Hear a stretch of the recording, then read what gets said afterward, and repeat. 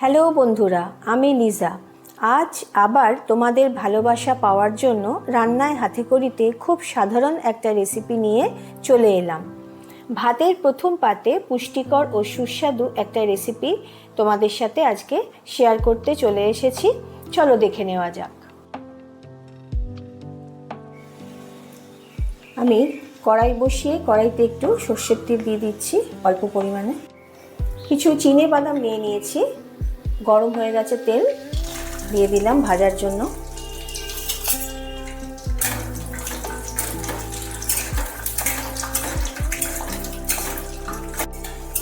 না পুড়িয়ে বাদামগুলো ভালোভাবে একটু ভেজে নিতে হবে।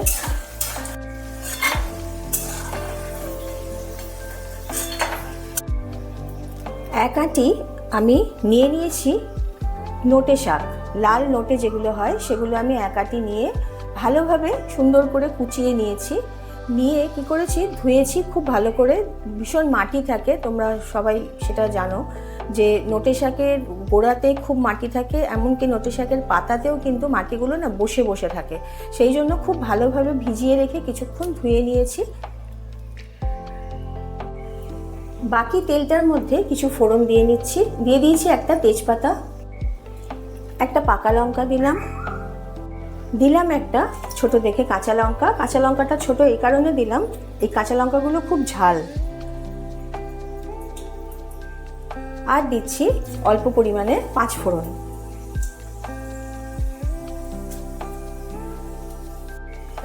সব শেষে দিয়ে দিচ্ছি কুচনো একটু রসুন।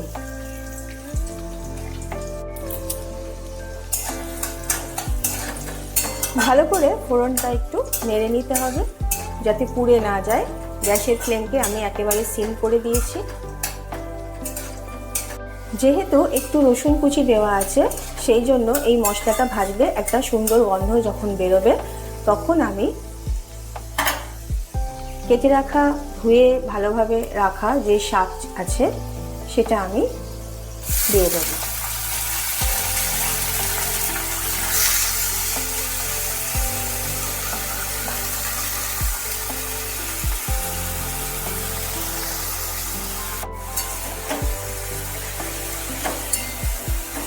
ভালোভাবে একটু নাড়িয়ে নিতে হবে।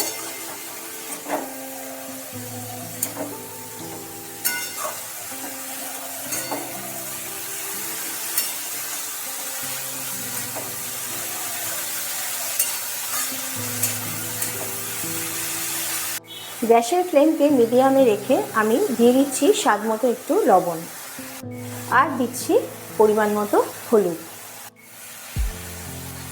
লাল শাকের তুলনা মেলা ভার। এই শাক আমাদের শরীরে রক্ত তৈরি করে সবচেয়ে বেশি। একদম ছোট্ট বাচ্চা যারা ধরো সবেমাত্র চিবোতে পারে, এমন বাচ্চাদের এই লাল শাক খাওয়ালে ওদের আয়রন, আয়োডিনের ঘাটতি পূর্ণ হয়। শুধু ছোটদের নয়, আমাদের এই বড়দের খুব উপকার হয়। অ্যানিমিয়া, তারপরে লো ব্লাড প্রেশার, দুর্বলতা, ক্রমশ শক্তি কমে যাওয়া, ডায়াবেটিস, তারপর অস্টিও আর্থারাইটিসের সমস্যায় লাল নোটে কিন্তু খুব গুরুত্বপূর্ণ ভূমিকা। যেহেতু আমি এখানে আজকে শাক ভাজা করছি, নোটে শাক ভাজা, সেই জন্য জলের কোনো ব্যাপার নেই। আমি কোনোভাবেই একেবারে জল ইউজ করিনি। কিছুক্ষণ নাড়ার পর, 3-4 মিনিট নাড়ার পর আমি দিয়ে দিচ্ছি আখের গুড় একটু মিষ্টির জন্য। তোমাদের যদি প্রয়োজন না হয় তোমরা দিও না।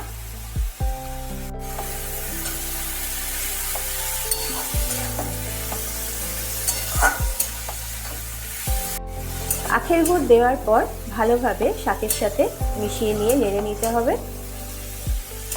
নোটে শাক, লাল নোটে যেহেতু লাল রঙের দেখতে, সেহেতু কিন্তু যখন আমাদের ভাতের পাতে দেওয়া হয় তখন কিন্তু সেই শ্রীবৃদ্ধি ব্যাপার থাকে না, সেই শ্রীবৃদ্ধি হয়। মনে হয় যেন একটা খুব সুন্দর বেশ লাগে পাতটা দেখতে। একটা লাল, একটা সবুজ, আনাজপাতি থাকলে সবুজ হয়, আর এটা শাক যেহেতু লাল রং, সেহেতু বেশ একটু শোভা বর্ধন করে পাতের। খেতেও লাগে ভীষণ ভালো, খুব টেস্টি একটা শাক। এইভাবে যদি তোমরা করতে পারো তাহলে কিন্তু খেতে খুব ভালো লাগে। অনুষ্ঠান বাড়িতে আমাদের বাঙালিদের মধ্যে চল আছে কিছু কিছু অনুষ্ঠানে শাক ভাজা বা শাক কোনো রকম একটা শাক দেখানো। বা দেওয়া, পাতের মধ্যে দেওয়া। তো সেই ক্ষেত্রে কিন্তু এই লাল শাকটা অনেক জায়গায় দেখবে তোমরা, নিমন্ত্রণ বাড়িতে বলো বা কোনো অনুষ্ঠান বাড়িতে কিন্তু এই ধরনের শাক প্রথম পাতে দেয়া হয়ে থাকে। এই শাক হতেও বেশি সময় লাগে না, খুব তাড়াতাড়ি এই শাক হয়ে যায়। তোমরা যদি খাও তাহলে অবশ্যই বুঝতে পারবে। যারা নতুন আমার চ্যানেল দেখছো তারা অবশ্যই করে বুঝতে পারবে। আগে তোমরা করে খাও, খেয়ে আমাকে অবশ্যই আমার কমেন্ট বক্সে জানিও, আর সাবস্ক্রাইব করে দিও, দিয়ে আমার পাশে থেকো। আর যারা পুরনো, যারা তো দেখছোই, রান্নাটা কিন্তু কি বলতো, পরিমাণ অনুযায়ী একটু সময়ের কম বেশি হয়, হেরফের হয়। যদি পরিমাণে একটু বেশি থাকে তাহলে অবশ্যই সেখানে সময় একটু বেশি লাগে, আর পরিমাণে কম থাকলে কিন্তু সময়ও একটু কম লাগে। সেটা আমি জানি, অথচ তোমরাও সকলেই জানো এটা। যারা রান্নাবান্না করো তারা তো অবশ্যই জানবে। আমার শাক কিন্তু হয়ে এসছে, মোটামুটি একটু শুকিয়ে গেছে, কোনো জল ভাব নেই। এবার আমি ভেজে রাখা চিনেবাদামগুলো এর মধ্যে দিয়ে দেব।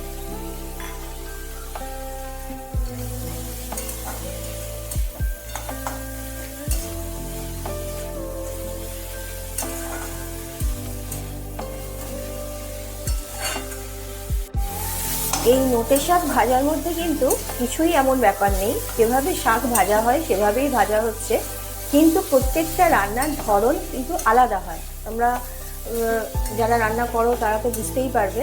প্রত্যেকটা রান্নায় কিন্তু দেখার ব্যাপার আছে, একটা শেখার ব্যাপার আছে। সবাই কিন্তু আমরা সবই জানি, কিন্তু তবু আমরা দেখি যে আমি কিভাবে করছি আর অন্যজন কিভাবে করছে, কিছু তফাৎ আছে কিনা, সেটা কিন্তু আমরা সবাই দেখি, সবাই খেয়াল রাখি।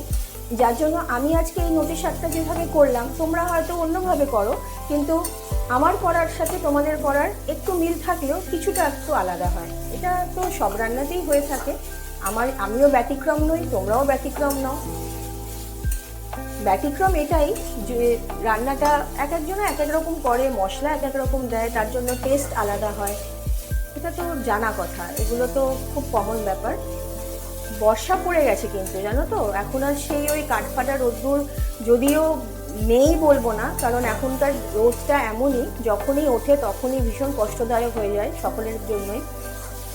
তো সেই জন্যই তোমরা সবাই সাবধানে একটু থেকো, শরীরকে সুস্থ রেখো। বর্ষাকালে যে শরীর খারাপগুলো হয়, যেমন একটু পেট খারাপের ব্যাপার থাকে, সর্দি কাশির ব্যাপার থাকে, সেইগুলোর জন্য তোমরা সবাই একটু সাবধানে থেকো।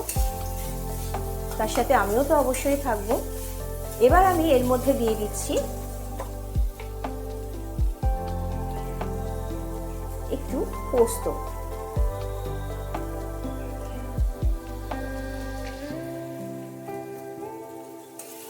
ভালোভাবে একটু নেড়ে নিতে হবে।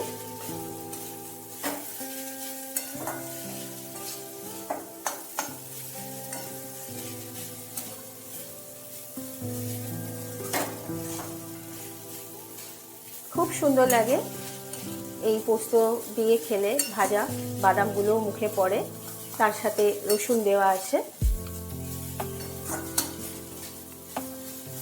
হয়ে গেল আমার আজকে শাকটি, নোটে শাক ভাজা, লাল নোটে শাক ভাজা। আমি গ্যাসের ফ্লেম একেবারে বন্ধ করে দিলাম।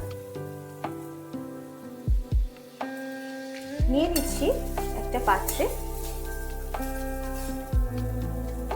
আজকের মতো আমার রেসিপি শেষ। আমি আগামীকাল চলে আসবো আর একটা নতুন রেসিপি নিয়ে তোমাদের সাথে, তোমাদের এসে আমি রান্না করে শেয়ার করব। তাহলে আজকের মতন চলি, টাটা।